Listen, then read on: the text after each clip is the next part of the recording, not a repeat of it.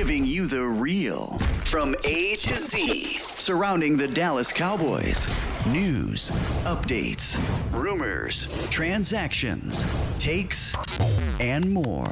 So strap up, Cowboys Nation, and start your day off with A to Z Sports. Live with Will Steele. 3, 2, 1. Here we go.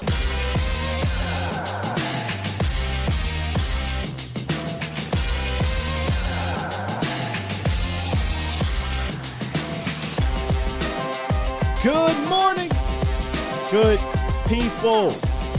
Welcome to A to Z Sports Live, presented by Texas Family Fitness, Freeman, Mazda, Hyundai, and Worth the Poor. I am your host, Will Skywalker Steele. Boom! Got one word. Luka Doncic. Shout out to the Mavs, man. Hey, today we're going to dive into Rookie Mini Camp. It just concluded yesterday, so we got some notes, and we'll get some inside scoop from the eyes on the field with Dave Helman joining us at the top of the hour. We'll figure that whole thing out, but he should be coming in here. We'll talk to Dave, Dallas Cowboys staff writer, and yeah, it's going to be a bunch of camp talk today, mini camp, rookie mini camp talk, because the staff and the coaches and the fans got a chance to finally get to see what these players are on the football field. But, man, I do have to give a shout-out to the Mavericks, to all the Maverick fans that watch this show. I told you I really want them to go all the way because I'm in Dallas now. And I promised, I said, if they make it to the Western Conference Finals, I'll go. So I'm already looking right now at Game 3. I think it's next Sunday. Sunday. This Sunday, actually. I think this Sunday. So I'm going to try to make it, man. We'll see what's up. But shout out to all the Maverick fans out there. If y'all are Maverick fans in the chat, drop fire emojis for your squad making it to the Western Conference Finals. Got to clap it up. Got to clap it up to y'all. Yeah, I mean, I did your thing. Also, shout out to the Bomb Squad. Bomb Squad! I see y'all here early. Edgar, Bill, Chris, James, Brandon C, Nix, Timo in the building, King of Dallas, Toxic Tom, Todd Cook. Let's go. Lee Chambers was good. Lee Chambers, that's my bro. B4 Vic, B47 Vic, what's up, buddy? E-Toy, that's a new one. Iceberg Q, Matt Goddix was good. Felipe, Trey in the building. CJ Richards, Nick, my Cowboys family. Good morning, my Cowboys family. Good to see you. Cash Money. Who else? We got Mr. Woods was good. C. Burleson, Jeremy, John Garcia, Sully, Stage, Blue Star, D.A. Lee, Cowboys Fan 91. Y'all are in here early, man. I appreciate that. Sin City, Nick, Gregory, Adam Mack, Rory, my other bro, John Jones, Chris Graham. Appreciate all you guys dropping through. I see we had a donation already in the chat. Let's get to that. Super chat. Toxic Tom. He says, so is Dallas a basketball town now? I'm just saying. They've been to the Western Conference Finals, what is it now, 3 times in this century, whatever it's been. Dallas got 3 playoff victories in this century. Just saying.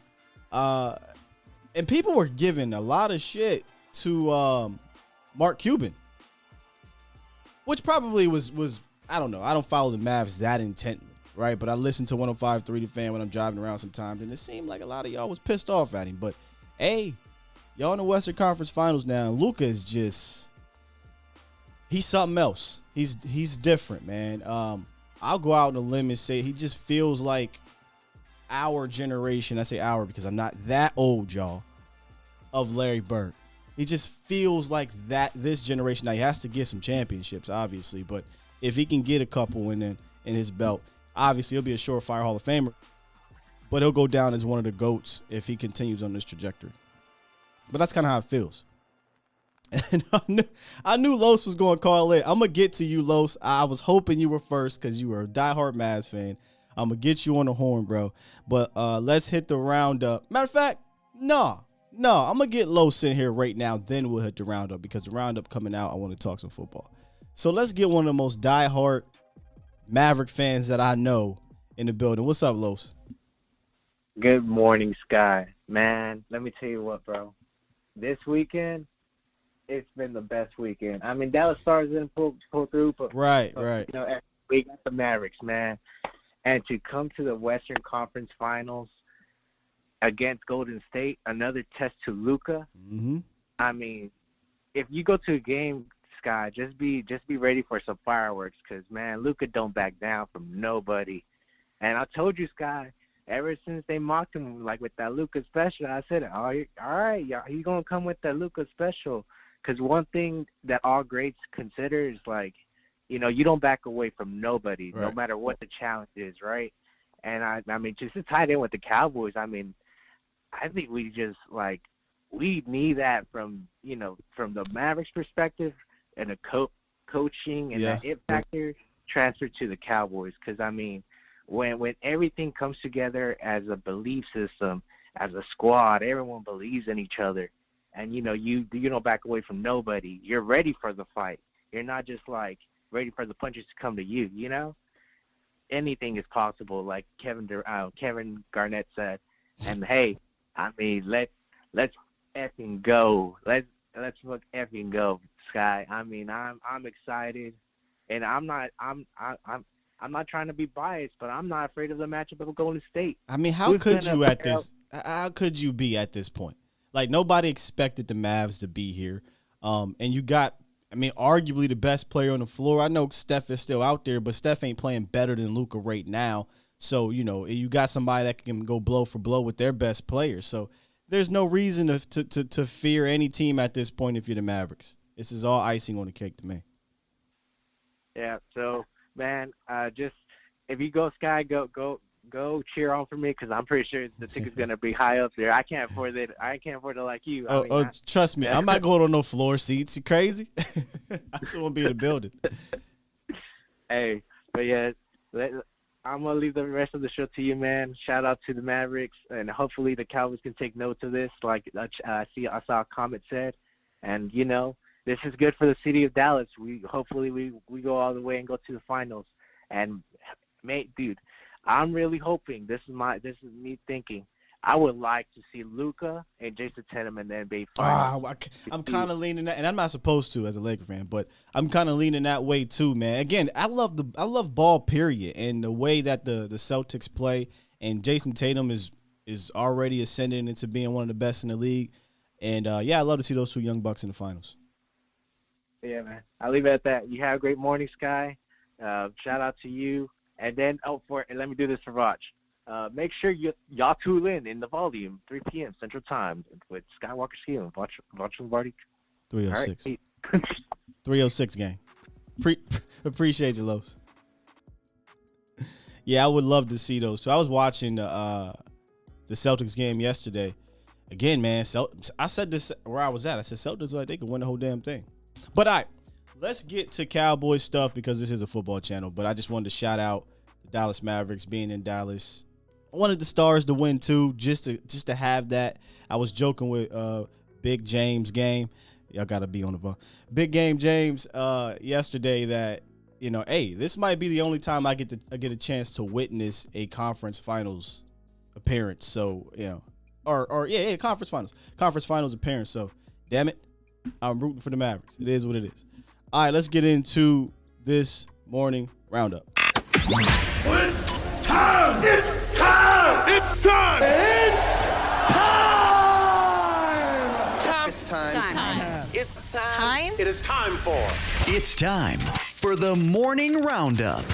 Round 'em up, boys. Yes, indeed. This is the morning roundup presented by Texas Family Fitness. Strive for progress, not perfection. We're more than just a fitness club. They provide the tools, support, and resources you need to achieve your goals.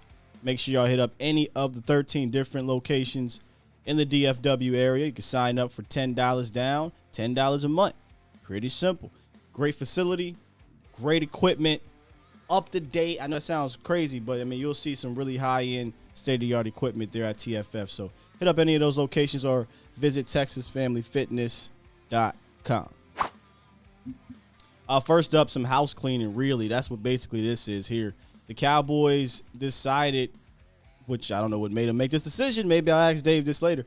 They decided to waive a kicker, Chris Nagar, leaving Jonathan, I think it's a Garibay, pronouncing that right, the Texas Tech kicker, as a lone kicker on the roster. So, I mean, they already short on kickers in general after cutting Greg the Stank Leg.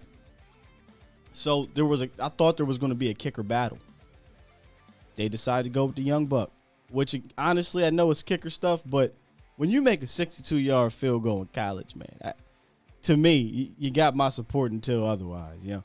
But I do think it would be smart to bring in another kicker so that these kickers can kind of have a battle at it in preseason and in camp.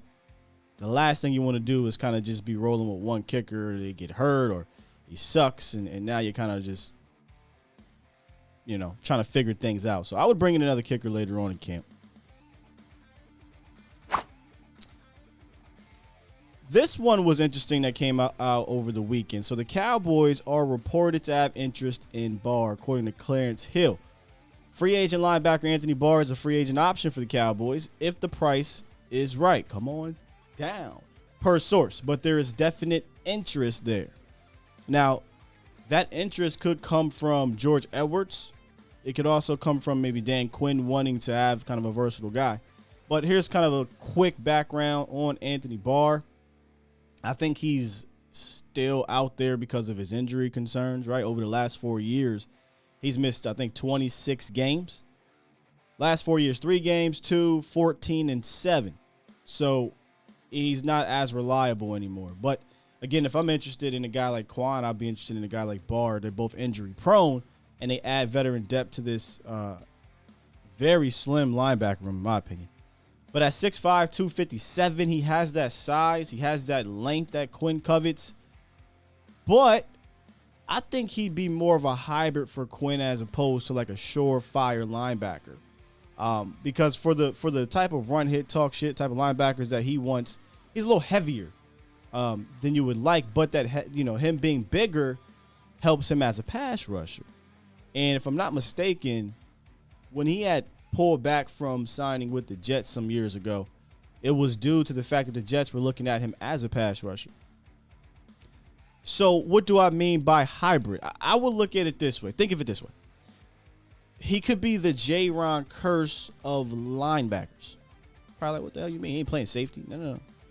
So, I mean, J-Ron Curse is a hybrid safety / linebacker, where I think Barr could be a hybrid linebacker / pass rusher.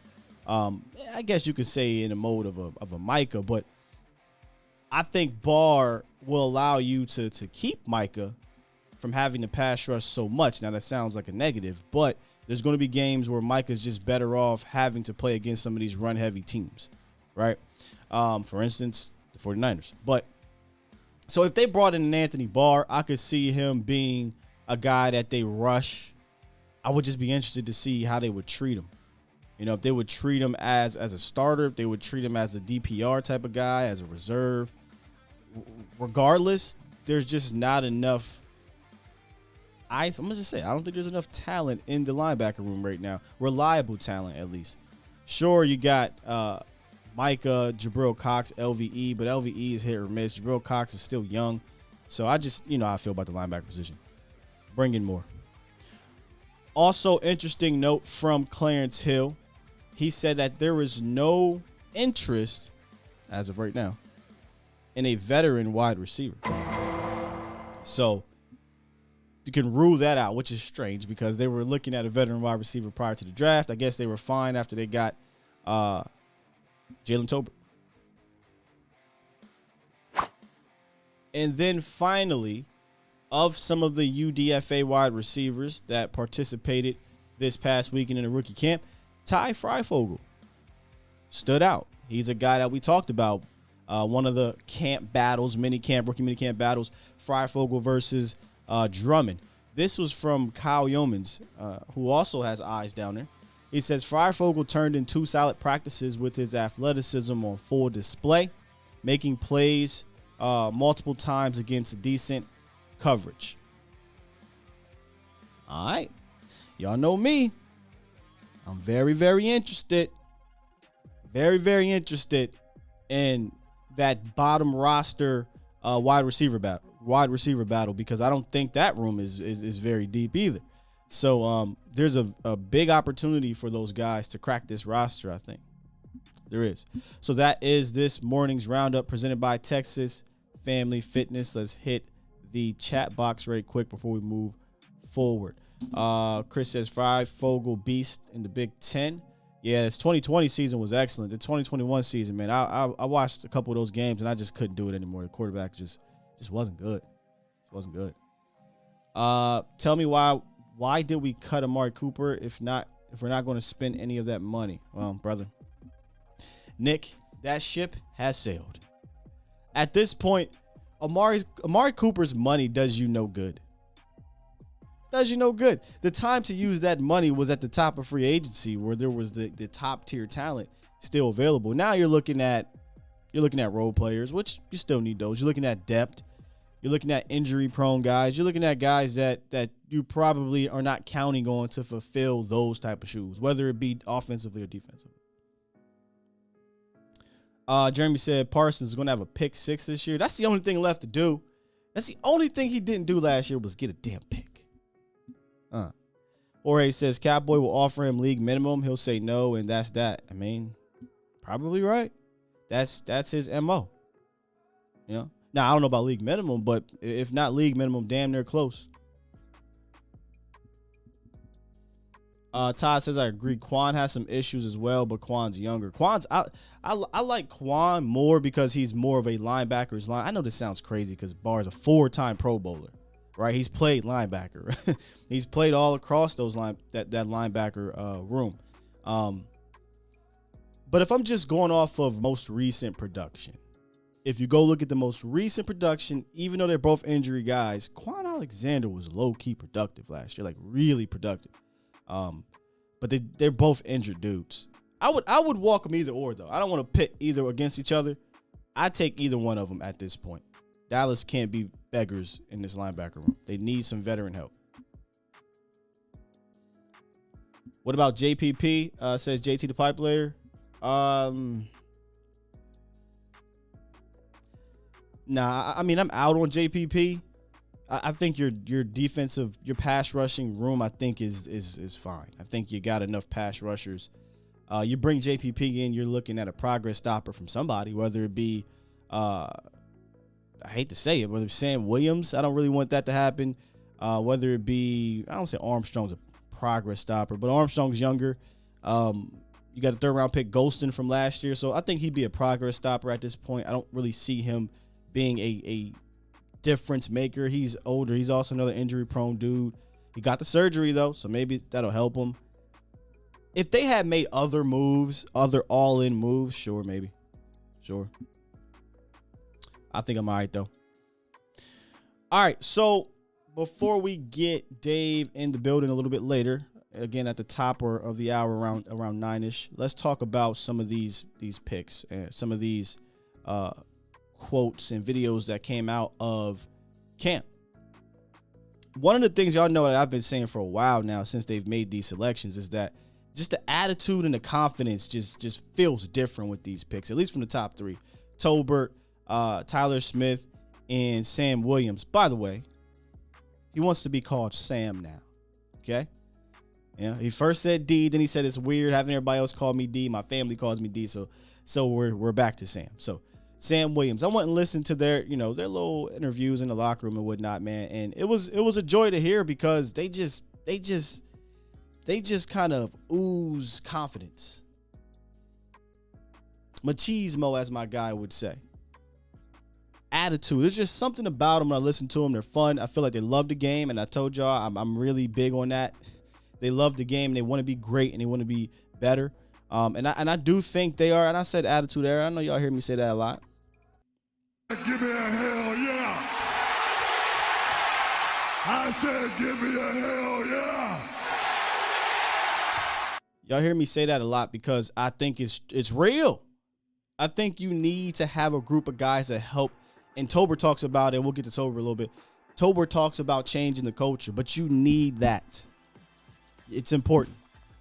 But first, I want to start off with Coach Dan Quinn. I want y'all to take a listen to Dan Quinn talking about Sam Williams in regards to the first thing he noticed about Sam and the relationship that they built before the draft. So take a listen to Coach Quinn. Well, I'd say just his initial quickness, and sometimes as a pass rusher, beating someone to the punch is more than half the job. And so if you have the quickness to get on somebody both mentally and physically to put that kind of pressure on somebody, and I felt that one with him. And then anytime you go and you spend extra time with somebody and you just gain more. We met at the combine and then got a chance to meet there again and, talk on calls. And so just building that relationship, I think is an important part of not just his draft pick, but for others as well. So I think it was there going to Ole Miss. He came here, then we started on calls. So like most things, relationships take some time, and the stronger, the longer it goes, hopefully the stronger it gets. But I think leaving the field that day, I remember telling Mike, man, I'd really like to coach that guy.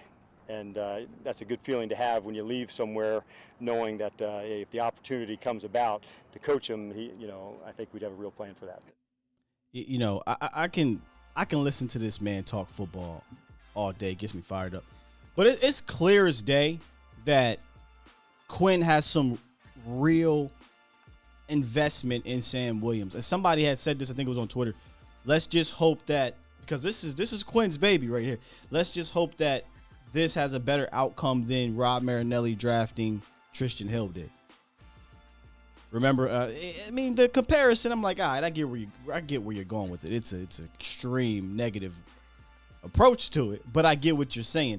Rob Marinelli said, hey, this is my guy, which is weird because he got put in a doghouse early and often, but this is my guy.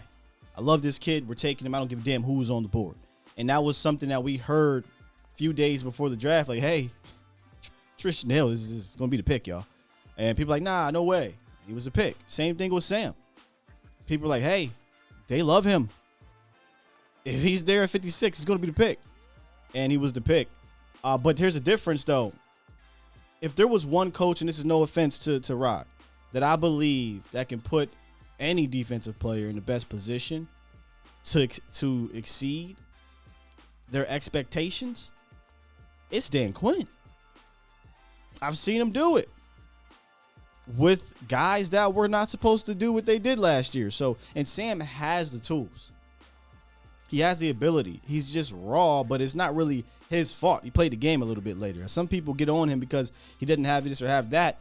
Well, that doesn't mean he can't develop that because he didn't play the game. He got to Ole Miss and really didn't know football. So you get a guy like Quinn, you get a guy like Aiden Durde and these coaches coaching him up. I think Sam early on could have a solid role, and then we'll see what happens later. He may not be your 8 to 10 sack guy early, but he's got the athleticism to be. It's just a matter of how he puts it together. And hell, the dude wants to be great. The dude absolutely wants to be great. And I love that. He often talks about, I'm going to attack greatness. Words might not mean a lot to some people, man, but that's where it first starts. Now put those words into action. Tyler Smith talks about it, man, and Jalen talks about it. These cats want to be the best. They do. Another thing I found very interesting, by the way, y'all, I forgot to put the number up here. You guys can call in to the show if you want, 351-999-3787, 351-999-3787. Another interesting nugget that I didn't catch prior. I don't know if this had been reported.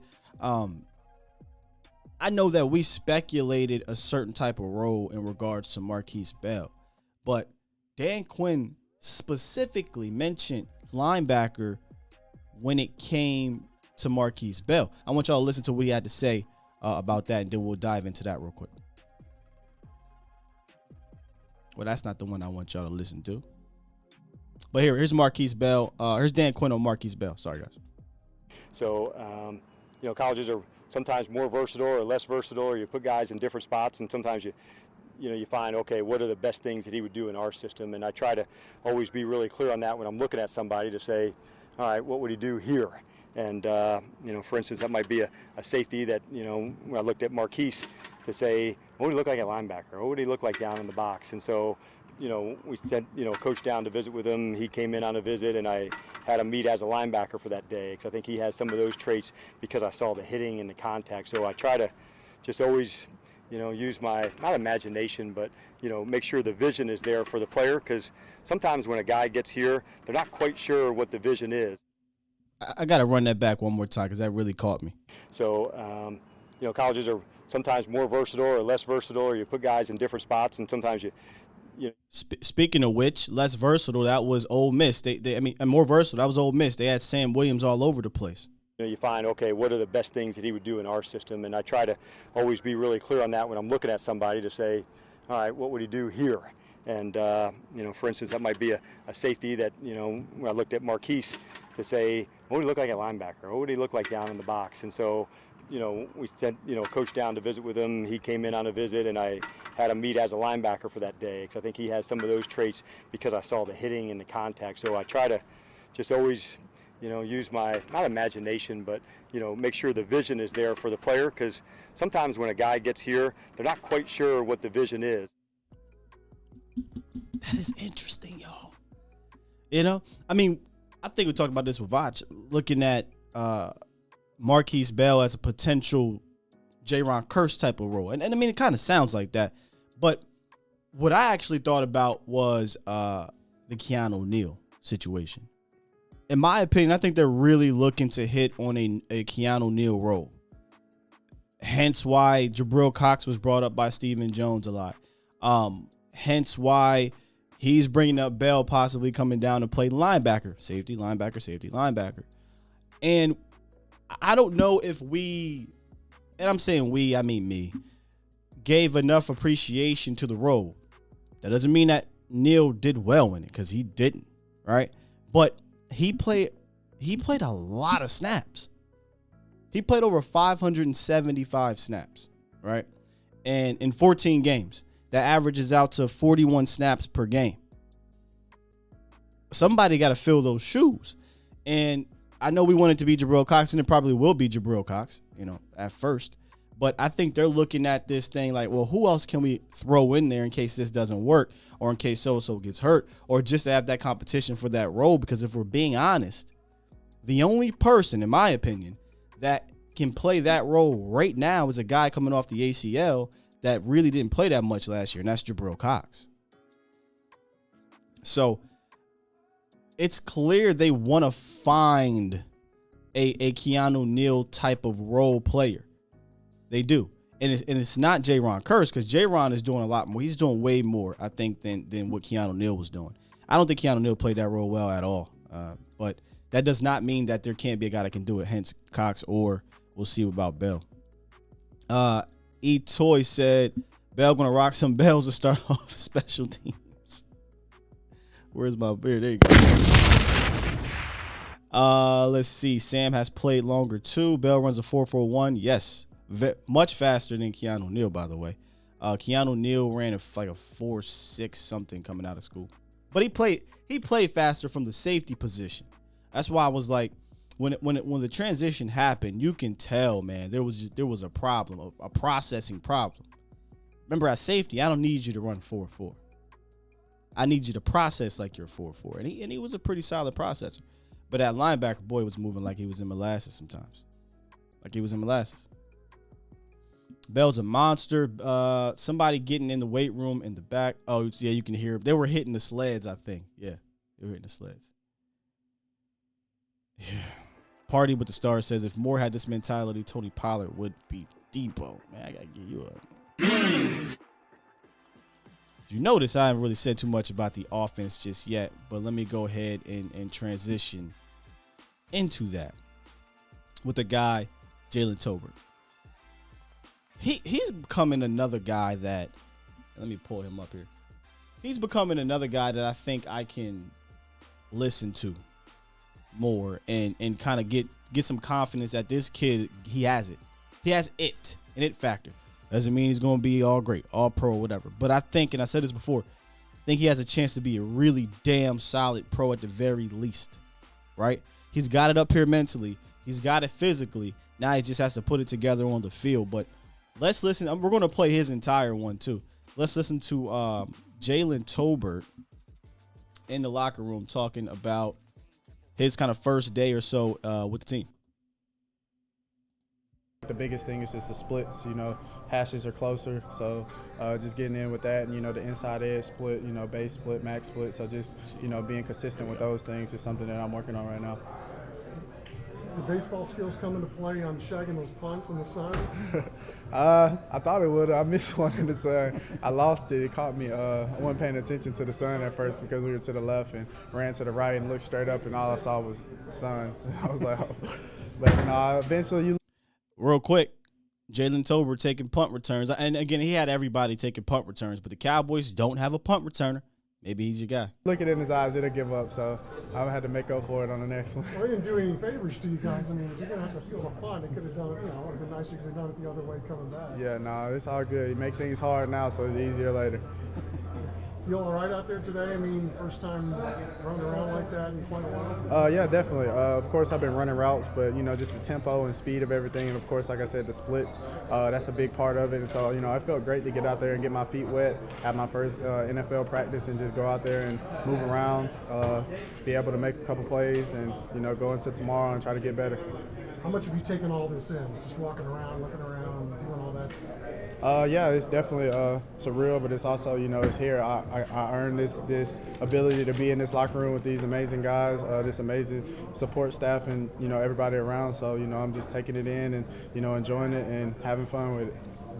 Jalen, how much outside versus inside receiver did you play in college? Is that something they talked to you about, the versatility to be able to play kind of everywhere across the field? Yeah, definitely. So 2 years ago, I really just played outside receiver. And this past year, Major Applewhite, my OC, brought down the pro-style system, and so I was able to play the 3-2-1, single.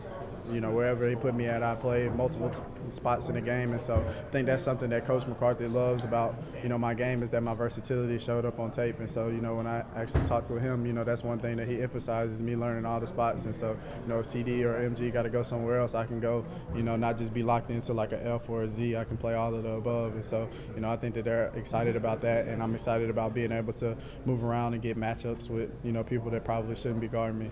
Woo! A little more natural on the outside now. Is the slot where you need the most? No, hold on. Run that back, Jalen. All of the above. And so, I think that they're excited about that. And I'm excited about being able to move around and get matchups with, people that probably shouldn't be guarding me. I'm sorry. He a rookie talking like that. People that Rook. I love the machismo though. He said moving around, getting matchups with people that shouldn't be guarding me. I love to hear it. A little more natural on the outside now? Is the slot where you need the most work, or how do you kind of view your comfort level with the different spots? I think I'm low-key natural in both. I think the slot is just, I need to work on more of the slot type route. So usually I'm the downfield kind of deep threat at receiver, and so now I just need to be able to get consistent on whip routes and change the direction, in the middle of the field in the box with the linebacker. So that's something that I've been working on as well throughout training. Who are your favorite receivers to watch? Julio, Devontae Adams, actually watch CD, his yards after catch is amazing. So, I really watch, YouTube, any receiver who, pops up, watch it, try to get a little something from everybody and sprinkle it into my game. Have you watched much of Michael Gallup? Because I know some scouts say they see some similarities in your game. If you have, do you see that as well? Or? Yeah, I definitely can see it. He's a great receiver down the field. I think that was one of my strengths coming out. He's able to catch the ball away from his body and make, contested catches down the field. So I'm honestly excited for him to get back on the field, and I can learn more from him in person instead of just watching it on YouTube or film. And so, like I said, it's a special place to be, and got some special receivers around me. So I'm looking forward to growing and learning with them. Just good stuff from Jalen Tolbert, and I personally think that this kid has the chance to be the most productive year one guy drafted. And that's not saying a ton, because I don't think a lot of these guys will start. Excellent question here, CJ. CJ says, how many rookies do you think will start, Sky? 2? Which again, I don't need all 9 of them to start, but 2. Tyler Smith, right?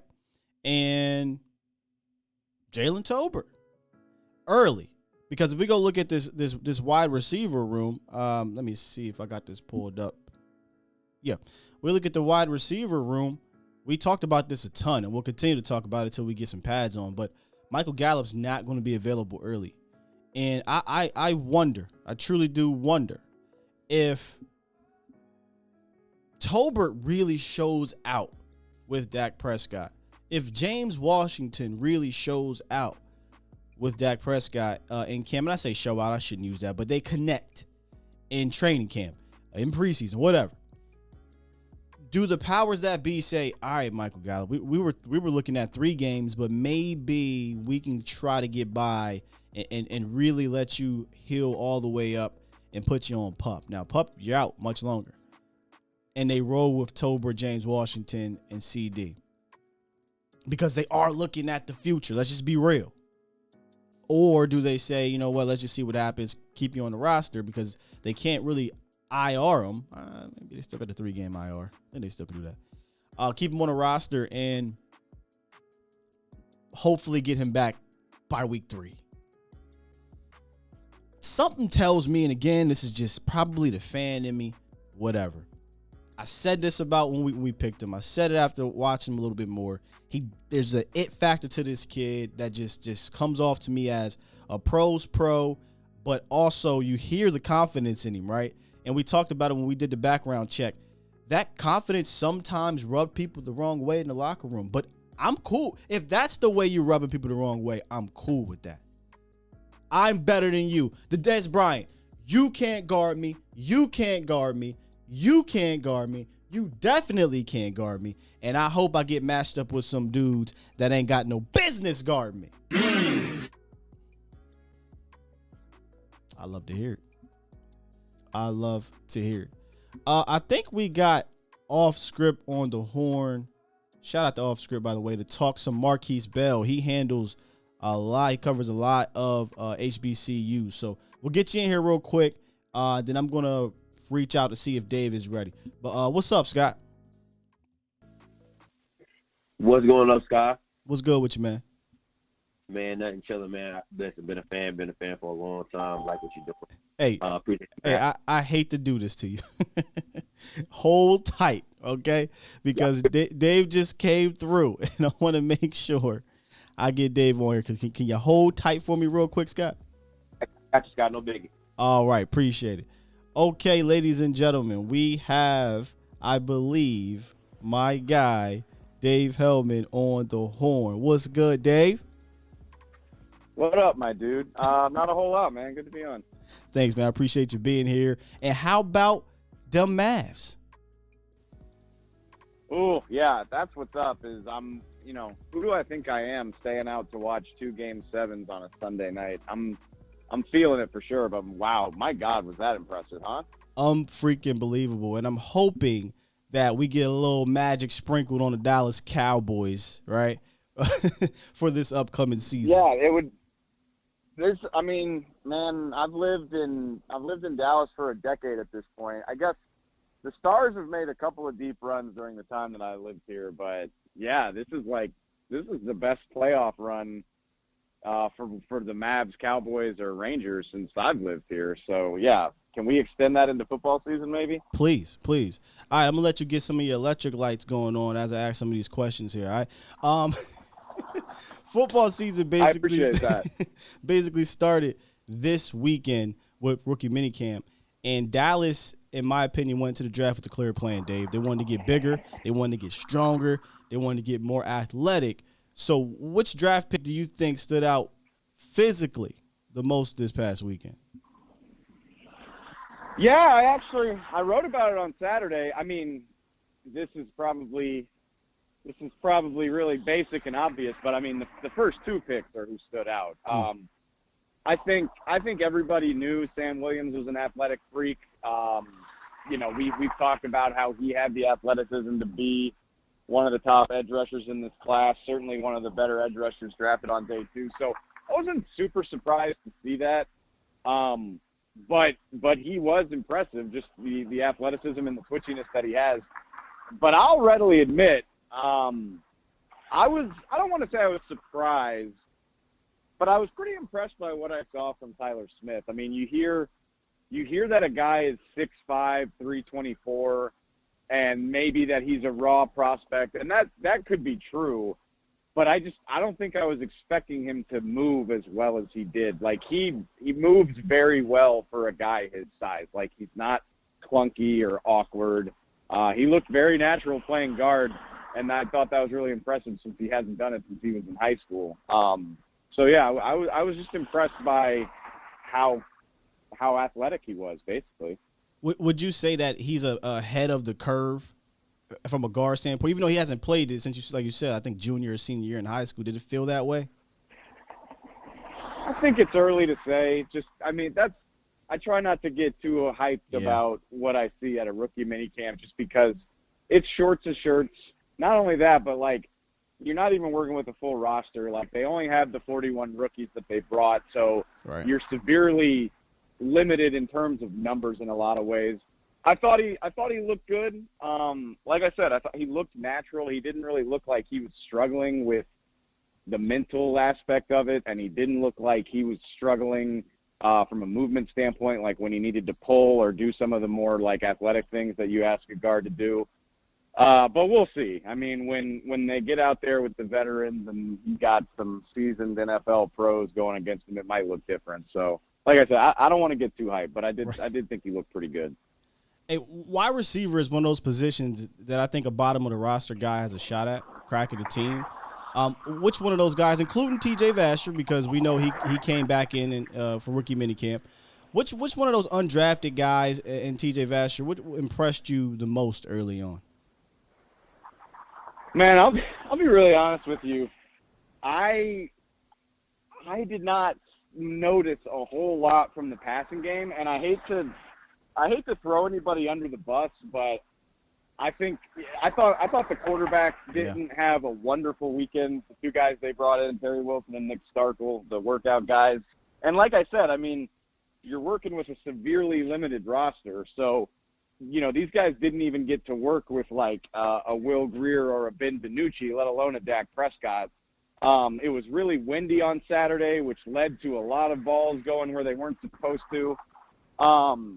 It's hard not to notice T.J. Vasher just because he's so huge. I mean, the guy's just enormous. He's like 6'6". But he looks like he weighs about 150 pounds. I mean, yeah. Brandon Smith is another one, again, just like to get those second-year guys out there and give them a chance to kind of get their feet wet again. But even – I'm not saying Jalen Tolbert had, like, a bad weekend. He was fine, but, like, again, I just think it was really hard to evaluate the passing game. I didn't see a whole lot that caught my eye. Yeah, I feel like we'll notice more come preseason with those guys when they get a chance to work with the Will Grier or Ben. I know Ben DiNucci's not all world, but at least he's 3 years in.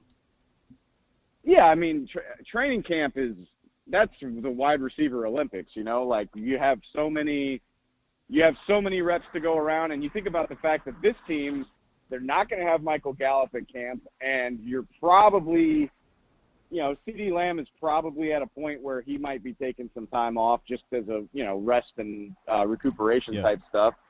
So the young guys are going to have all the time in the world to show their stuff at training camp. I mean, those guys are going to be getting rep after rep after rep. Hey, earlier you talked about Sam Williams, and we played the clip earlier with Dan Quinn speaking on him, and he sounded real giddy to have Sam Williams. Was he as hands-on with these guys this year, or Sam Williams in particular? And is that athleticism from Sam as advertised? So I didn't see anything like funny from Dan. Everybody got all excited last year because he put on a helmet and was working on like club moves with Micah. I didn't see anything like that. But I mean, Dan Quinn is just super involved as a coach. Like, he's never going to be more than 5 yards away from whatever action it is that he wants to watch. He's a very vocal type of coach. So nothing crazy like him mixing it up, although it's still early. Like, they haven't even gotten into OTAs, so there's 8 more off-season practices to watch, so he might jump in there before it's all said and done. But yeah, to answer your question, yeah, Sam Williams is incredibly impressive athletically. Like Mike McCarthy said it, I think it was on Saturday or Friday. He said he was born to play professional football. And I tweeted about this too. I thought it was really funny. Like, you're asking me all these questions about rookie minicamp, and I always laugh and wonder like what the coaches think about that. It's like, okay, media, like let's calm down and not overreact to these like teaching practices. But the funny part was McCarthy said it himself. He was like, if you were watching, like there were 2 reps where he cleanly got into the backfield, and like I know it's non-contact, but it was obvious that he beat his man and like would have had no problem in a live setting. I just thought it was really funny that a coach would talk that way. Like that's usually the way that you and I talk, like, oh yeah, like, oh man, did you see that rep? And usually the coach is like, okay, calm down, like they're not even working with pads or anything. But clearly McCarthy was impressed by Sam's get-off. So yeah, I mean, he's definitely got it athletically. There's no doubt about that. Yeah, it can be tough. I mean, we want football. We love football. We finally got some not pads, but helmets on shelves, moving around, and we get excited. We did this last year with Nashawn Wright. He came out rookie camp and looked like, oh, there's something there, and then, he really didn't do too much during the season. Yeah, it's a weird line to walk because I cover the draft as closely as I do, and and people have called me out on it before. Like, it's always a funny line where you get really excited about a guy. Like Jabril Cox is a great example last year. Like, he falls all the way to the 4th round. Everybody's pumped about what a good value that is. Like, this could be the steal of the draft. And then he's not getting a ton of reps at training camp, and everybody's like, well, you told me this guy was the truth. And I was like, I do think he's the truth, but this is over the course of like a 4-year game plan, man. I mean, you're probably not going to come in as a day 3 pick and like take reps away from the number 12 overall pick, but then also veteran guys like Keanu Neal and Leighton Vander Esch. Like, you just kind of have to like readjust your expectations. Unless you're talking about a 1st-round pick, I think you kind of have to readjust your expectations once a guy gets on a team and be like, okay, I'm gonna have an open mind about what this guy can contribute, but I also have to remember that he's a rookie and playing time is hard to come by for a lot of these guys. Well, that 1st-round pick, Tyler Smith, we all believe that he's going to be the guy at that left guard position. They won't come out and say it, but we all believe it. But what about the other offensive linemen that were drafted either this year or last year? And I'm talking about Matt Waletzko and Josh Ball, because it sounds like, Dave, and maybe you could touch on this, they're going to go away from the veteran swing tackle. Makes me a little queasy, but that's what it sounds like they're going to do. Where did they have Waletzko lined up? Where was Ball lined up? And did Ball look like, he's moving better since his injury? Honestly, I'm 99% sure Ball didn't participate. Wow. I don't think, because like there's a weird, and I don't know what rule that would be. Like there's a weird, like the threshold for whether or not you can be cleared to participate as a 2nd-year player. I don't really know how that works, to be perfectly honest with you. So, like, TJ Vasher was allowed because he didn't have a rookie year. He was on NFI all year. And it's weird because, Josh Ball didn't really have a rookie year either. But, yeah, I don't believe he was out there. As far as Matt Waletzko, it was pretty funny. He was like, he got a little bit of work inside at guard, but, like, he was almost exclusively playing left tackle next to Tyler Smith. Like, it was very obvious that that was the duo that they wanted to work on. Like, okay, let's have these guys playing next to each other, left guard and left tackle. They didn't do a whole lot of mixing and matching. And, yeah, to your point, it looks like they want either Ball or Waletzko to be their swing tackle, which, man, I agree with you. That's really scary.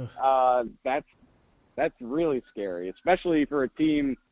I mean, we all love Tyron Smith, but at this point you can just kind of assume he's going to miss a few games. Right. So you're talking about one of those guys needing to play meaningful minutes, which is why, I think maybe we go to training camp and we get a good look at these guys.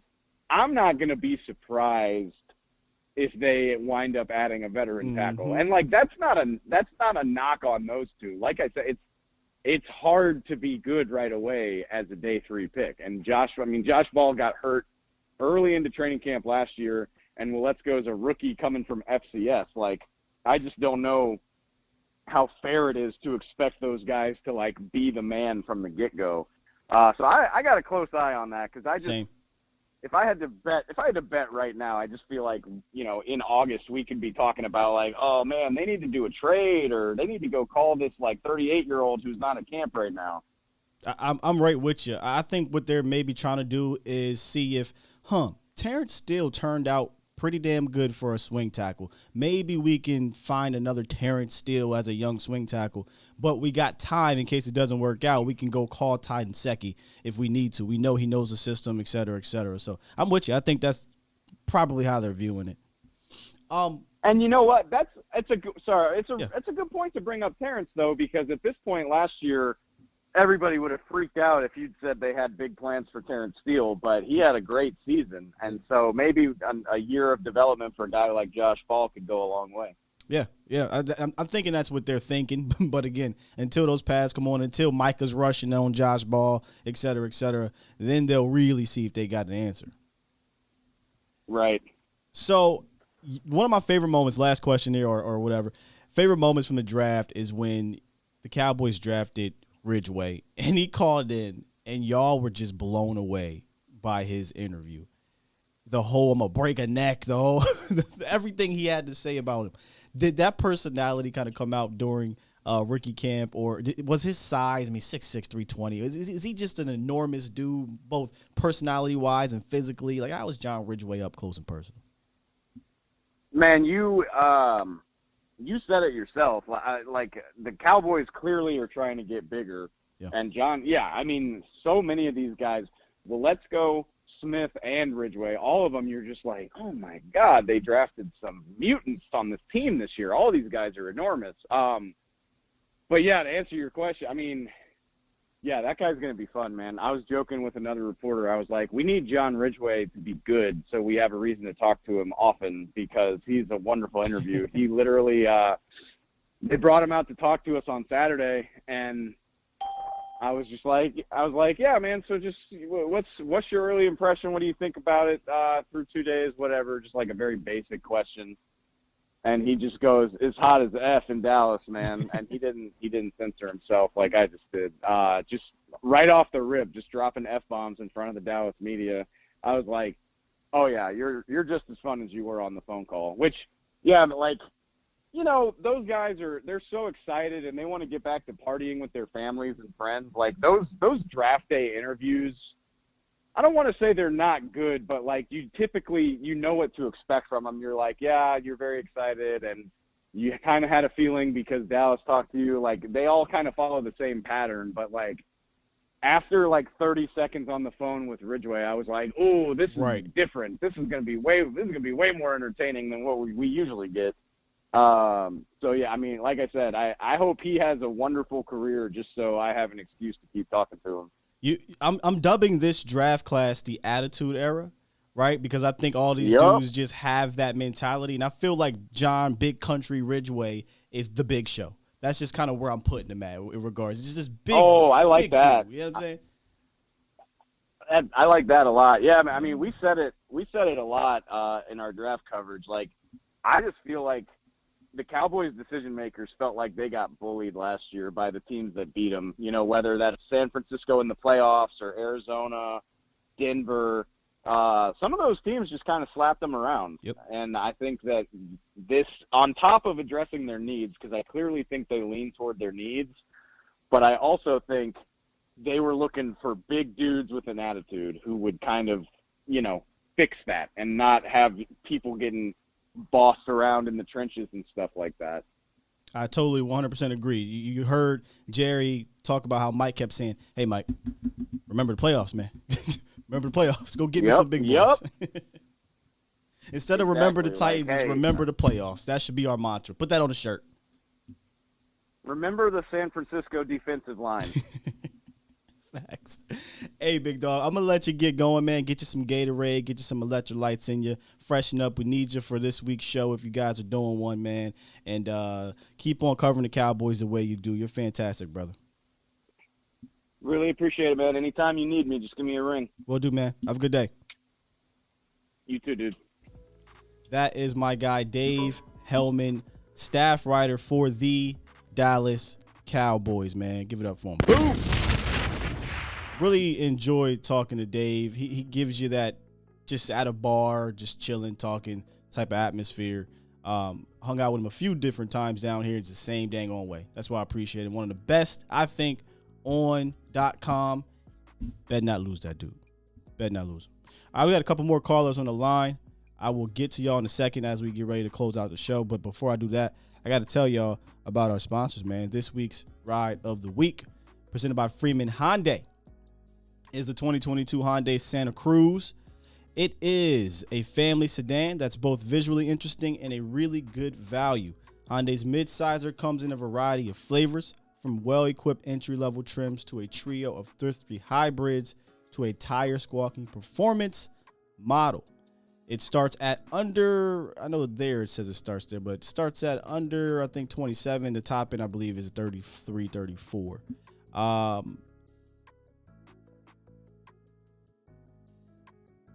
So hit up freemanhyundai.com for more information if you would like. You're listening to A to Z Sports. Do it live! At some point, hoping to broadcast In front of the millions of Cowboys fans to bring you the real. But for now, strap up and here's your host, Skywalker Steele. I'm Luke Skywalker. I'm here to rescue you. We'll do it live. Gotta fix that.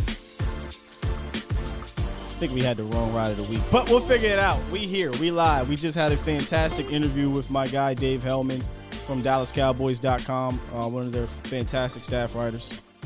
If you missed it, I'll probably post a video on YouTube, so come on back, man. You guys have been great. All right, let's jump back into the horn. Scott, you held through. I appreciate you. He's going to let us know a little bit more about Marquise Bell, man. What you got for us, good brother?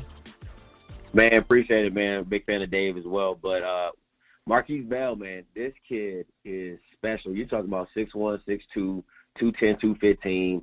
Loves the hit, has the range. The only thing that, to me was a knock on him is that he's not a great ball taker. Like he's not a difference maker in trying to get picks and interceptions. That's not his strong suit. Right. But has the range to cover. He's going to come up and hit you. And I think at the safety position, Dallas isn't as strong as we haven't been strong in that position for a long time. So I think he can definitely be a solid piece to add to the defense with, Trayvon and all the new pieces coming in as well. Let me ask you, did you watch, I know there's now a little bit of film out there, but did you actually watch that FAMU more often than most people because you covered HBCU? Yeah, I watched FAMU all season. Okay. And I watched Southeast Louisiana as well. So the reason why I asked that question is because do you think he can make that transition from safety to linebacker? I'm not saying it's going to happen, but Dan Quinn did bring it up, and we could be looking for that type of hybrid backer to play that Keanu Neal role. You think he can make that switch? Absolutely.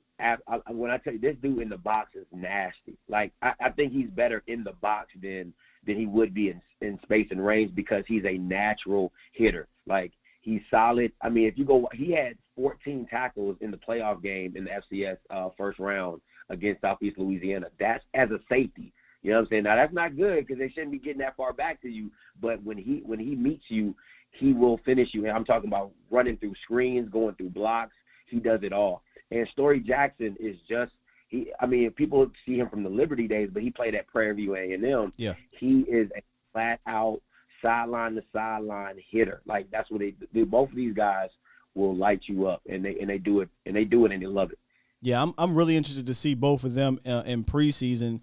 I know it's gonna sound crazy, but specifically on special teams, because I feel like that's how they're going to get on this team first, right? You gotta game Bones trust, and then get Dan Quinn's trust and George Edwards in regards to linebackers. But they have the athleticism to shine on special teams. I think in regards to Story, I haven't seen enough of Bell at linebacker, but in regards to Story, he's got a ways to go from the linebacker position, but he's got all the athletic traits to do it.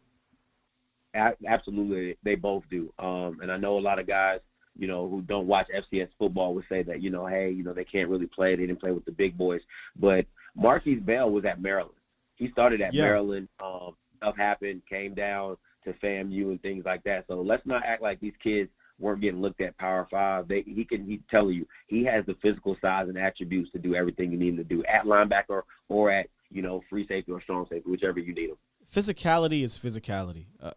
No matter if you play FCS, FBS, D1, D2, you can see it. That's why guys like Sam Williams, they go to JUCO, and people are like, okay, he doesn't belong there. Let's get him up here because he's just too physical. Plus, there's been a ton of Cowboys specific FCS, HBCU, Hall of Famer, all-time great players. So, I mean, we kind of got to get rid of that thinking, in my opinion. Absolutely, absolutely. But, hey, man, I appreciate your time, man. Keep doing your thing, Scott. Thanks, man. Hey, let them know where they can find your podcast if we have some HBCU fans out there. Yeah, man, you can find me on YouTube at OffScript, OFF script, and you can find me on Instagram and Twitter, offscript_TV. Appreciate you, dog. All right, man. I'm glad we talked to Scott the other day. I'm glad he did call in to give a little bit more info on Bell. I would love it. I said this last year in regards to Keanu Neal. I'm interested to see the transition. I didn't know if it was going to work or not, but I thought it was interesting. You usually see, I think, the opposite. You see a linebacker go to safety. Now, we saw Urlachers and Darren Woodson did the opposite as well. They make those type of switches, but Dan Quinn, I think, is in his bag right now, y'all. I do. I think he hit on something last year with the Cowboys. Maybe by accident, right? With the injury to Donovan Wilson, with the injury to DeMarcus Lawrence, plus Randy going down, he kind of caught wind that, we're going to move Micah down there, and he was great. But I just think he's on to something. I think he's meshing some things together that the Cowboys have the pieces and the talent and the traits on defense to work. I'm not saying everybody can do it, and I'm not saying it's even new because I think Bill Belichick did it for 20 years, right? You ask anybody. I ain't going to say anybody. Not a Patriot fan, not a super X's and O guy, but a person or woman that knows the game. What scheme do the Patriots run? Can't say one or the other. One day it might be 4-3. The other day it might be 3-4. Might be 3-3-5. It's all over the place, and that's what Dan Quinn has done, and I welcome it. From being a mad scientist 3-4 under Rob Ryan to being a super basic 4-3 under Rob Marinelli, and then they try to bring in Chris Richard. It was too many cooks in the kitchen, to kind of finally having some stability at the defensive coaching position. I say stability, but Rob was here. But again, there was a lot of cooks in that kitchen. I welcome it, and I pray that we can keep Dan Quinn. I do. That winged eagle belt in the background, Sky is sweet. Appreciate you, man. I'm trying to add to the belt collection as we go. That's not the real belt, though. Them real belts, I've seen them. I also love how in the chat, y'all are like naming players and matching them, comparing them to old wrestlers. Somebody called Tyler Smith Junkyard Dog, called him Kamala. I love it. Y'all know me. Wrestling, football, two loves. I bring them together all the time. I appreciate that. All right, let's get to 910. What's up, 910? Hey. Hi, Sky. How you doing? I'm good. I'm sorry. That was loud. Oh, I am so sorry. It's not you. It's me. I had to turn it down. What's up? Okay, so I listen to you all the time now. Thank you. You're my morning listening station. And so I have two things that I would like to address. And my name is Queen Cowboys Sports. It's what? I'm sorry? And Queen Cowboys Sports. Queen Cowboys Sports. All right. Yeah. And so I have two things. Sure. The first one is when that, seemed like he lost his mojo, I kind of feel like, and nobody's really talking about this, I kind of feel like when his protection that he had, some of them got hurt, he was not sure about the people that were put in. Trust. Trusting them. He had trust in the other ones, and he knew how to move in the pocket and all that other kind of stuff. He was sure. he didn't have to look behind his back and look at his peripherals to see if he's about to get smashed.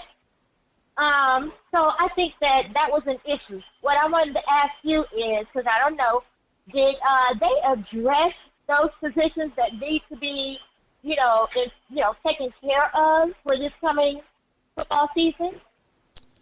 They deal with Tyler Smith. That's why they took him early, and they believe that he can play left tackle in the future. But right now, I think he'll be your left guard. That'll help protect Dak Prescott. I think, personally, I think they took a hit from a depth standpoint. So I don't know that they helped address the depth, but we don't know. Maybe Ball, maybe let's go as the guys. But so I think they did it in a way, and they also didn't in another way. But yeah, I do think trust was a part of Dak Prescott's, I hate to use the word demise, but inconsistencies in the back half of the year, and not just trust with his line, but himself. I don't think he trusted himself. I don't think he fully trusted his receivers. I don't think he trusted the plays. I don't think he trusted his line, and I think it all came together to have a bunch of inconsistencies. Okay, so that was one thing, and the other thing is, why do you have so many podcasters, fans, mainstream media that is down on Dak, down on the Cowboys, all types of things? Oh, my God. Let me change my earbud real quick. I'm sorry. Hold on. Just 1 second. It's all right. We got you, Queen. 1 second. 1 second.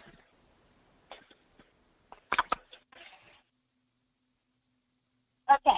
Oh, okay. You there? Come on. I got. Yeah, I'm here. Okay. Okay, so they're down on, Dak and the Cowboys, even our podcasters and people, and giving so much negativity as to what we're going to be able to do this year. If you haven't seen the new people and the people we might pick up, do their thing on the field, then I think you should shut up. Woo-wee. Say it again. I think they should shut the hell up. I ain't mad at you, Auntie. You mind if I call you you know Auntie? What I'm saying? I'm sick of it. And that's all I had to say, Sky. You have anything to say behind me? Go ahead. No, well, I appreciate the call, Miss Queen.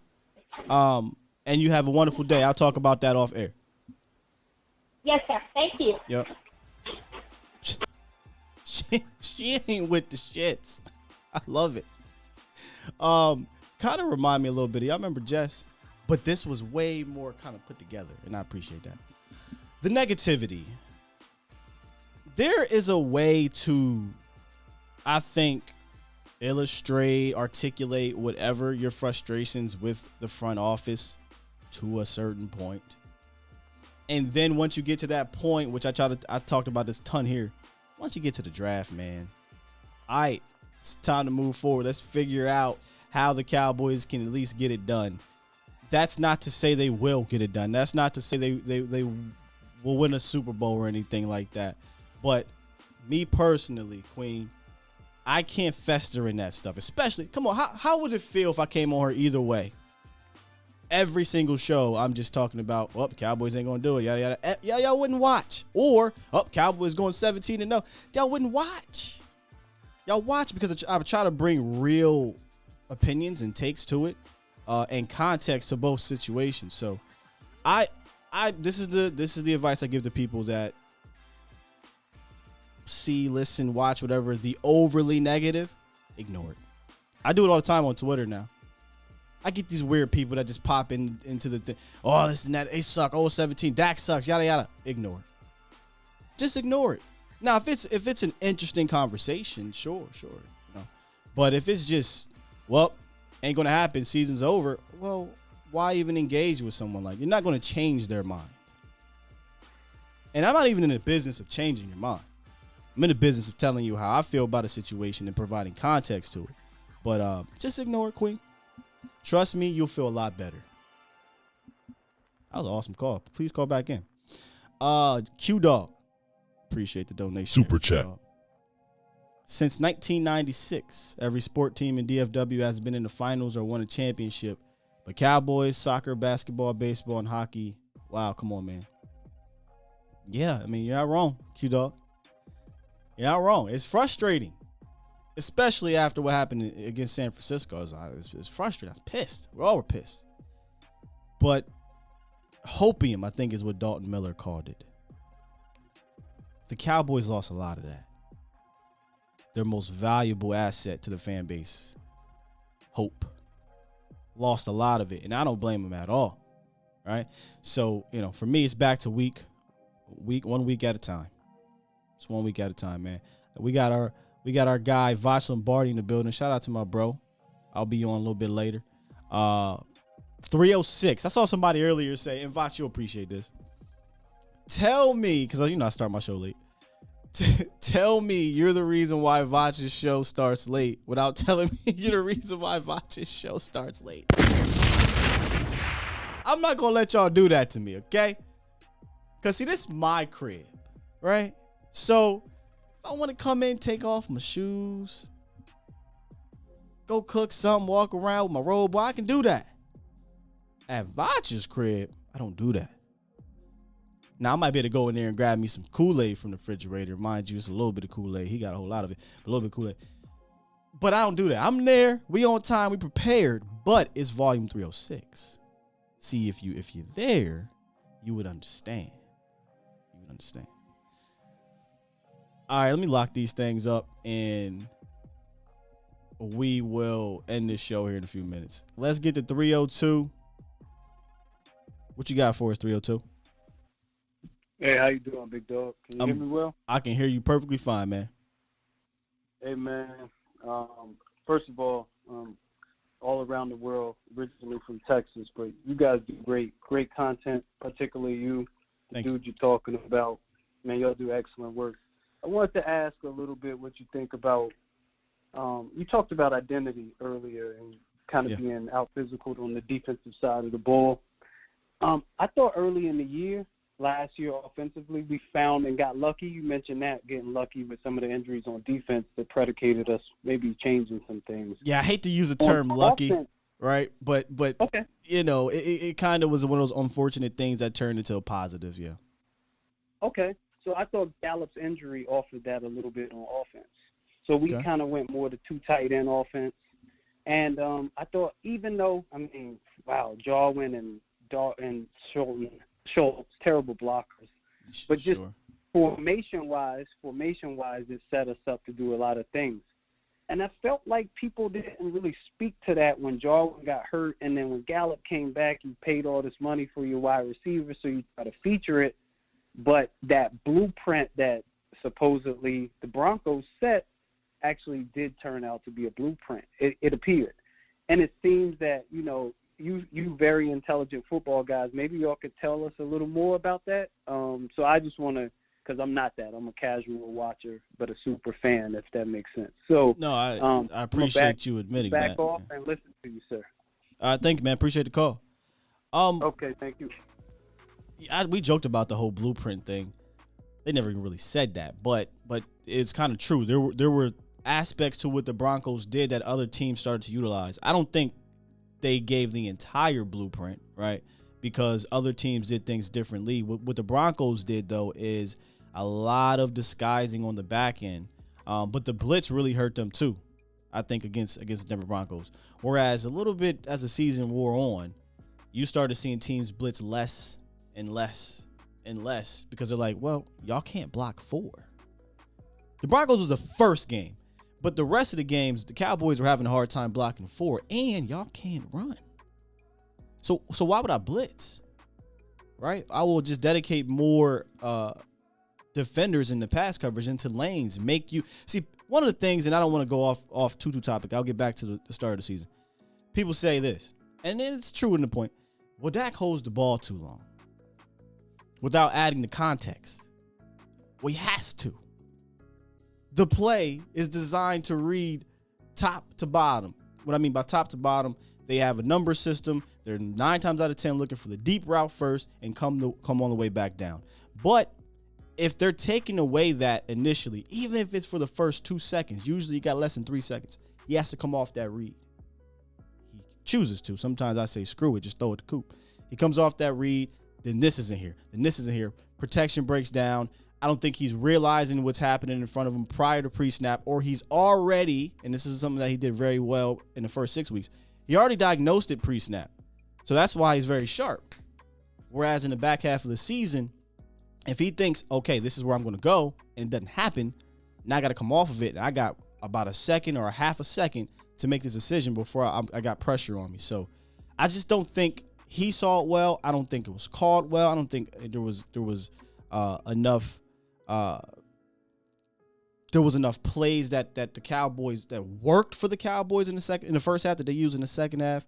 They didn't adapt well from a play calling standpoint. It was just a lot of things that went into it, in my opinion. Now, as for the 12 personnel set, that was clear. We talked about that here. I know here at least. Mo talked about it specifically. He brought up numbers and everything, how the 12 personnel package worked. They averaged something like 5 yards per carry. I think over 9 yards per throw. I think like 100-something quarterback rating. It worked. Now, it's not something you're going to do when you got 3 wide receivers. You're not going to do that predominantly. But when Michael Gallup went down, they decided to run more 12. When Michael Gallup returned, a little bit less 12. Jarwin was out. Jarwin came back when he really ain't a blocker. And again, I think they were trying to find themselves. Dallas, to me, Cowboys Nation, doesn't have an identity. Everything I just said, all that really means is they don't have an identity. Most teams, whether by hook or crook, when something happens, whether it be an injury, whatever, they have something to fall back on. They have an identity to fall back on. I thought Dallas was getting that in the first 6 weeks, which was the run game, right? They would run, set up the pass, and then their passing game was deadly. So it was I don't have the button no more because they don't deserve to have the button. How do you want it? How do you want it? Do you want to blitz us? We'll just destroy you through the air. Do you want to play the run? We'll destroy you through the air. You want to play the pass? We'll destroy you on the ground. If I'm being honest, right now, I don't know what their identity is moving forward. So they got to show it to me. Toxic says, Sky, when was the last time you had a positive identity? The first 6 weeks. The first 6-7 weeks of the season. 2016. I don't know that they had an identity in 18. I guess so. You know, they got Coop and the passing game picked up for sure. But that was weird because it really was Coop. And then Gallup started to come on very at the tail end of the season. So I would like to see them get back to having an identity. Yeah. Then Army Mom, relax, calm down. She says it's May. No team has an identity yet. Chill. What was their identity last year? What was their identity in 2020? What was their identity in 2019? You follow? What was their identity in 2018? Really, if you want to be real. This isn't a May problem. You know what I'm saying? This is a problem really under Kellen Moore, for being completely honest with ourselves. That's what I mean. And that's why you're right. It is May. That's why I'm saying I don't know what it is. We're going to have to find out during the season. I'm going to ask you this question. What's the Niners' identity? What is the Ravens' identity? Okay, you know. Chiefs, Bucks, Packers, Rams. I can go on and on. You know what they're going to do, right? And it's not a bad thing. It's never a bad thing to know that, hey, I got this receiver y'all can't stop out here. You better go out here and defend it. What the hell do the Cowboys do? That's what I mean. That's the problem. We don't know yet. But I know those other top teams that I just said, they have an identity. They've had an identity for a number of years. And their identity has given them success. Some of them Super Bowl win success. Some of them playoff success. Some of them regular season success. But they have an identity. I think that's important. I do. That's the problem. If that's what we're going to be, You better beef up that offensive line. I think there's a couple. Did I just do 302? I think I did. 903. 903. Hey. You live. What's up? Hey, how you doing? Scott? I'm good, Thanks man. How for are you? letting me on. Yeah, I know you're pretty good at the end. So, yeah, I was just wondering now, you know, in my opinion, I think, and this is only my opinion, I don't know, I think that when Dak came back off the injury, I think the reason I don't really think he had fully recovered, and I think that's kind of why you can tell the way he was throwing the football, in my opinion, that something was kind of missing. I think he kind of came back, but I don't think he was like 100% fully recovered from wherever he was bothering him, like the shoulders or whatever. And I think that's what it had an effect on his throwing ability a little bit. Because, you know, the first half of the season, that man throwing on point. I mean, I ain't seen throw like that in a long time. And, like, dang, who is this man now? This ain't the same man from last year. He was throwing accuracy, pinpointing and darting the ball. And he was getting it out quick. So I think, in my opinion, when he came back off that, after that week, in quarterback, you can't tell people you're weak, you can't tell people you're hurt. Right. But you got to play through the training and money. So I think that's what we got. I think that's why he didn't go to the Pro Bowl. I think he realized he really had a little bit of work to do, and that's why he decided not to go in the Pro Bowl wherever he was. He decided to get his body back in shape. Now, that's the one, in my opinion, also, plus the line, it too, he didn't have much time, but I think he was kind of rushing and stuff or whatever, but I think his injury played more problems more than anything.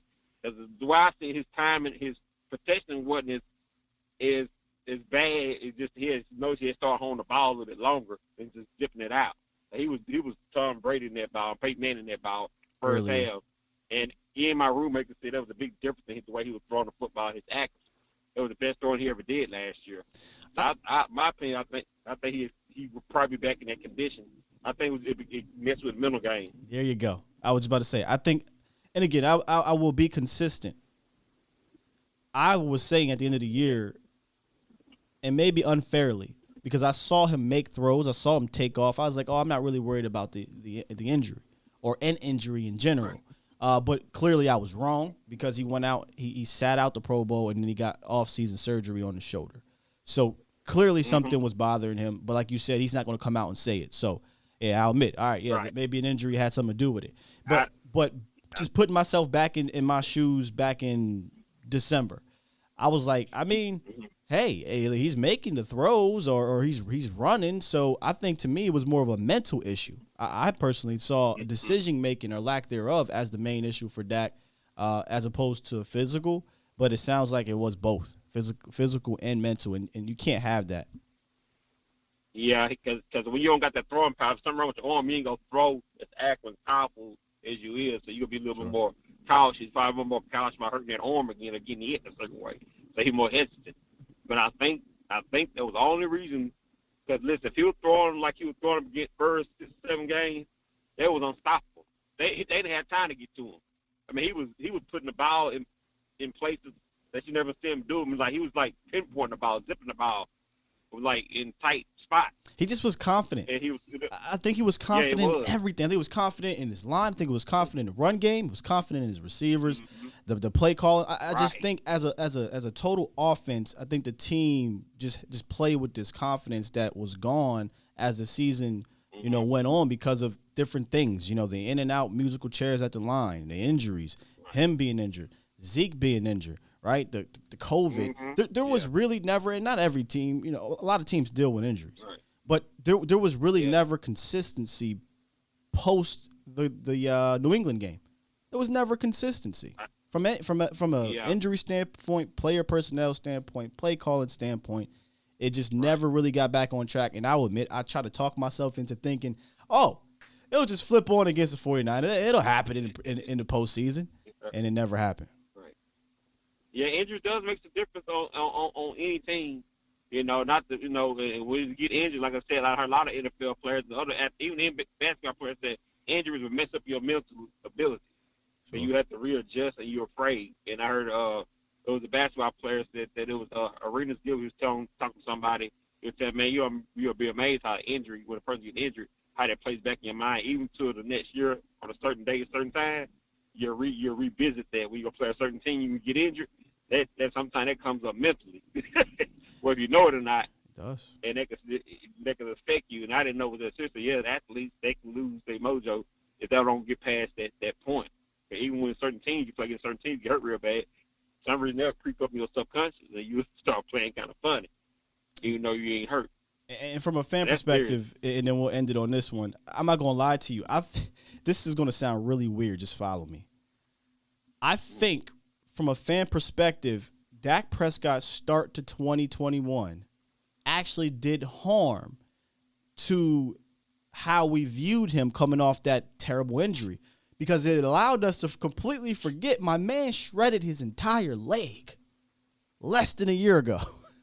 You know what I'm saying? He shredded his leg. Had he came out and he wasn't moving well, it was trying to figure things out, I think people would be like, we understand, bro. You got to get it back together. It ain't easy to step back out on that field after you shredded your leg and then you barely practice in camp. But he came out on fire. And me personally, I was like, forget the damn leg injury. He's killing it. He's fine. He's cool. But in reality, maybe he wasn't all the way quite there yet, and then you put the calf on top of it, and the calf on top of it, and the same mentality, me ignoring the injury, it probably wasn't fair, but it is what it is. Yeah, like I said, I think the shoulder injury kind of messed him up too. Right, like I said, I think that probably I also think the shoulder injury had a little more effect than it did the leg part. That it affected his throwing a bit, because I think he did kind of overcome that. He did at 6 games. You pretty much proved to yourself you overcame it. So I just think that another injury just kind of, injury after injury, you start getting doubt. You know what I'm saying? About who you are and how. Yeah, because I think like I said, on top of that shoulder injury, I think that came up as well. Because it wasn't his running problem, but you could tell even with the arm he was throwing, he was like he was scared to run, even though his legs wasn't hurt. You could tell he was scared to run once after he came back from that shoulder injury. Yeah, I'll talk about that in a second. But hey, dog, I appreciate the call, man. Excellent call. Thank you. Professor O was hilarious. So he says Sky dubbing the draft the attitude era. That means free agency is the due diligence era. Yeah, it's the due diligence era. I like it. Yeah, I think Dak starting off hot really definitely skewed, at least me. I can't speak for y'all, but it skewed my opinion. I completely but ignored that he shredded his leg. I was like, all right, whatever, man. You're killing it now. Keep killing it. But I think he'll be fine as long as he stays upright. Now, what I'm about to do is kind of contradict myself in regards to running, because of the other day I got to thinking. I said I wanted to see Dak move around more. Maybe let me detail this more. I would like to see Dak move around behind the line of scrimmage. Maybe get back to kind of making plays on the one where he messed his calf up. I mean, don't mess your calf up, but do more stuff like that. As for running, I got to thinking 2019, he took off, ran, boom, shoulder. 2020, he took off, ran, it was called play, and tore his ankle up. Now, last year, he didn't take off anywhere, but he did have to move around from the pocket, mess his calf up. So I'm like, do I really want Dak Prescott to run? Because 2 out of the 3 times he ran, he had a significant injury that either altered the following game or just altered the season completely. So I'm struggling with it, Cowboys Nation. Some of me really wants him to take off a little bit more, but maybe in a Russell Wilson aspect. Like, slide, bro. When you first came in the league, swashbuckling is what they call it. I got to prove to myself. You was a tank. Don't get me wrong. You was a tank. What you did at Mississippi State was great. Translated over in regards to running. But now, as a franchise quarterback, as a much better passer, as a guy, we need you, man. Slide. If it was one thing I would say he should probably do in the offseason, and listen to me, I'm just sitting here talking Cowboys. I ain't no football player. Go holler at a baseball player. Go holler at a baseball coach. Learn how to slide. That's all I'm saying. Jeremy said no more stiff armor corners. Like, it looked good. It get the crowd hype. The pictures be dope.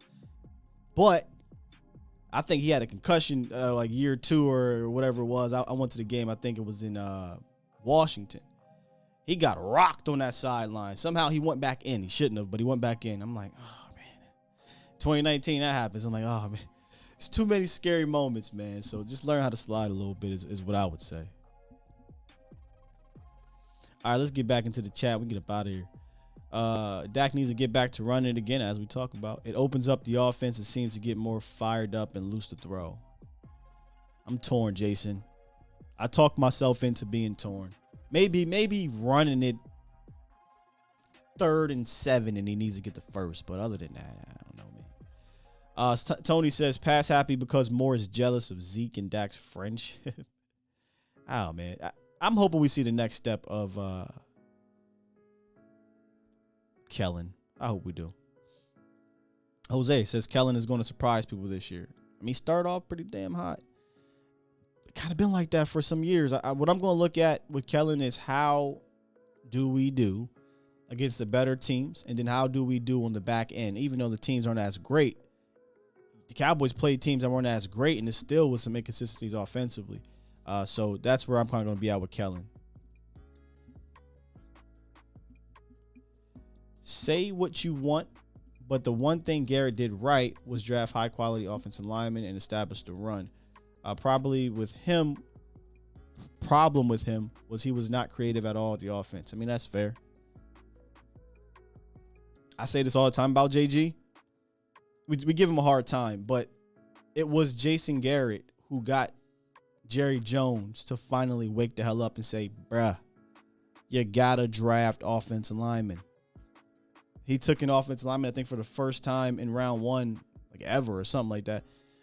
In 2011, and he kept doing it. So, yeah, I mean, they definitely got the run game back on track under JG. And let me just make sure, 903 and 910, I already got y'all, but y'all still hanging out in here. I just want to make sure that I already got y'all on the horn, but appreciate y'all for being here.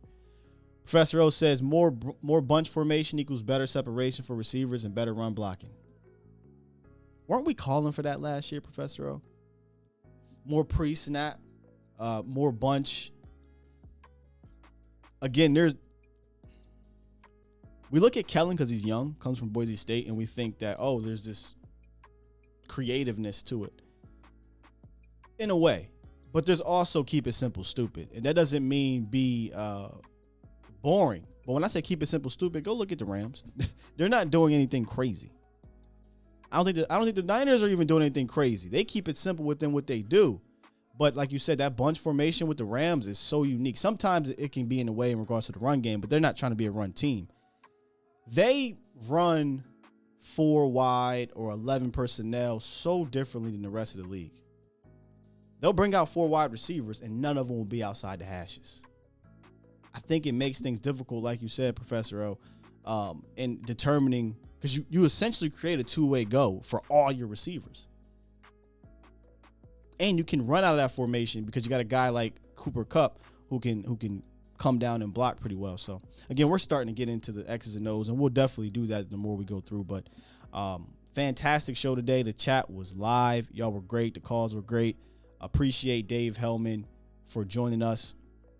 I'll drop, if you guys missed that interview or if you're just running this back, I'll drop the interview in general here on this channel. Also, we'll drop it on Instagram and probably will put it on TikTok too. Yeah, we're on TikTok. A to Z Sports Dallas is on TikTok. I'm trying, man. When it comes to TikTok, that's usually for my son. In fact, I'll be hitting him up. Hey, so how do you use this filter, man? How do you do this? How do you do that? In fact, go look on my Twitter at Skywalker Steele. We went to a pizza fest on Saturday. Dope. By the way, I had the best pizza I ever had in my life at that pizza fest. And she put the damn, I guess there's a crying filter, which is hilarious. She put the crying filter on me. Somebody put the crying filter on the Greek Freak yesterday, too. That filter is freaking hilarious, man. Hilarious. It really looks like you're crying. So go check that out on Twitter. Thank you for the news, Sky. No problem at all. No problem at all. Toxic. Sky, how old are you? I am. None of your goddamn business. Do you think we still can use the phone? What? Sky, do you think you still can't use the phone when? What are you talking about, Toxic? Talking about, man. Jake Ferguson, Bone Crusher Blocker. Hey, man, that's a perfect way to end the show. Iceberg. Tomorrow, we're going to pick up our Rating the Draft series, and Jake Ferguson is up next. I'm really excited to talk about Jake Ferguson because we talked about starters. Somebody asked me, CJ, who you think is going to start? Technically, Jake might get some starts. I think he's going to be tight end too real damn fast. So make sure y'all tune in for that tomorrow, about 8:15-ish. Later tonight, Mauricio will be back on the channel, A to Z Sports Prime Time. Talking about Ray. Oh, get to your super chat. My bad. See, I'm glad you brought that up. I don't want to forget y'all super chats. Hold up. Wait. Are you ready for the next episode? Hey. How true is this Anthony Barr rumor? Appreciate you. Let me hit you with the button. Super chat. It came from Clarence Hill. Clarence Hill is plugged into the Cowboys, so he said, there is interest with both teams. So there has to be some truth to it. And remember, George Edwards, the Cowboys linebacker coach, coached Anthony Barr in Minnesota. So I think there's some truth to it, Ray. I think there's some truth to it. All right, with that said, hit up A to Z Sports Dallas.com. Hey, they're on there talking Mavericks. If you're a Mavericks fan, hit up A to Z Sports Dallas. Our guy Ian holds it down over there for the Mavericks side. Later tonight, Mo will be on here. He'll be on here prompt. 8 p.m. Central. You can find me on the volume with our guy Voss Lombardi around like 3:06 Central. Just keeping the beat. Love y'all. We out of here. Peace.